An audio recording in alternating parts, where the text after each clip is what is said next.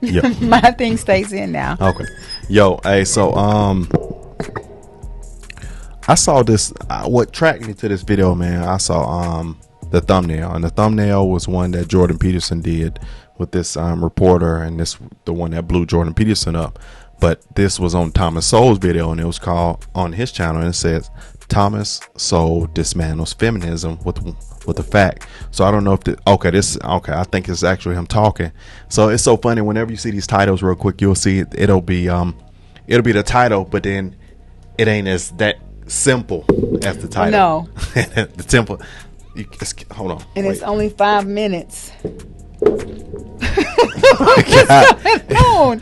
How does this get under your feet? I don't understand it. Men and women.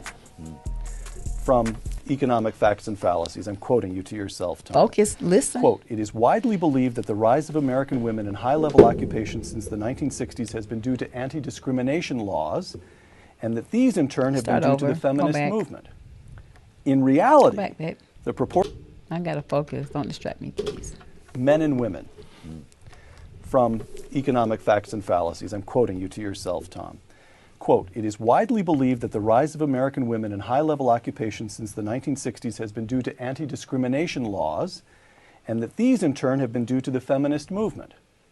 In reality, the proportion of women in high-level occupations was greater during the first decades of the 20th century than in the middle of the 20th century, and all of this was before the feminist movement. Explain. Yes, in the first half of the 20th century, for example, in 1908, the percentage of women in who's who in America was twice what it was in 1950. And various fields, if you look at the women who got PhDs in economics, chemistry, who got law degrees, other postgraduate degrees, those were all higher in the 20s and 30s than they were in the 50s. And there was a very simple reason for it. Women in those days got married later.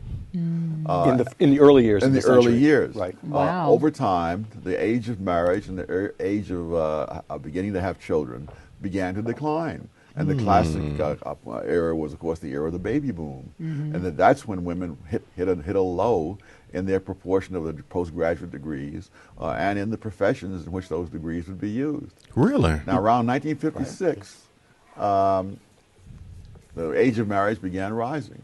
And in 1957, the age of having children rose, strangely enough. And as that rise continued, you saw women rising again in these various professions. So that now one of the professions, they reached in 1972 the same proportion they had had back in 1932. And as the age of marriage kept rising and as the number of children kept falling, women went on to higher and higher levels. Now, the people on the other side say the opposite by the simple expedient of looking as if the world began in 1960. They ignore all the rest of that, and they say it's all due to the feminist movement, to anti-discrimination laws, and so forth.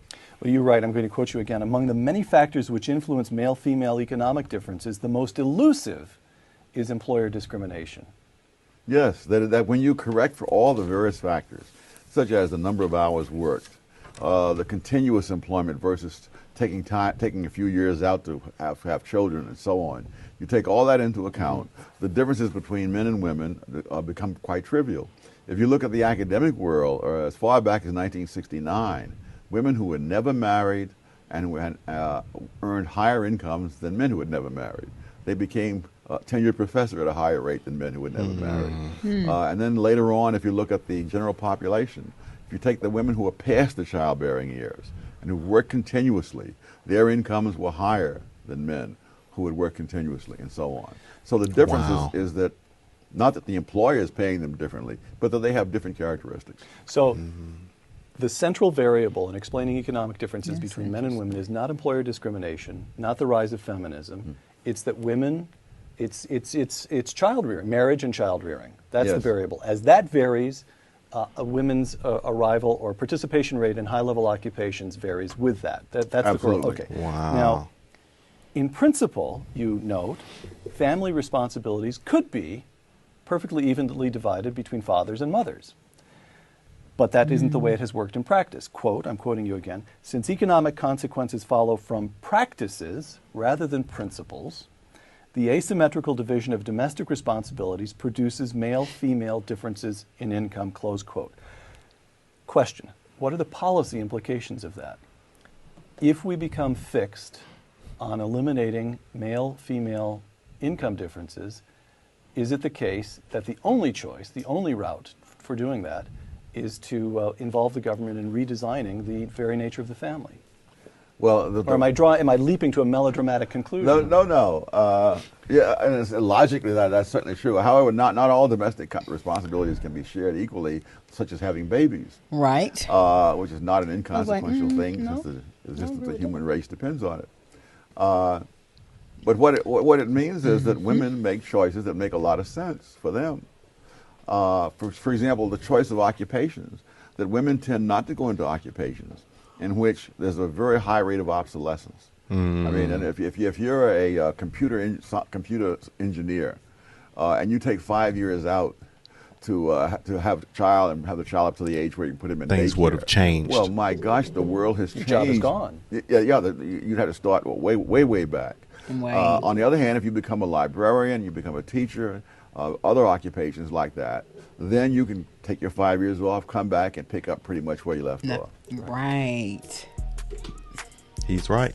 He is absolutely correct on that. And I never thought about it from the standpoint of childbirth and marriages are the reason why there was a decline, whereas women were superpowers.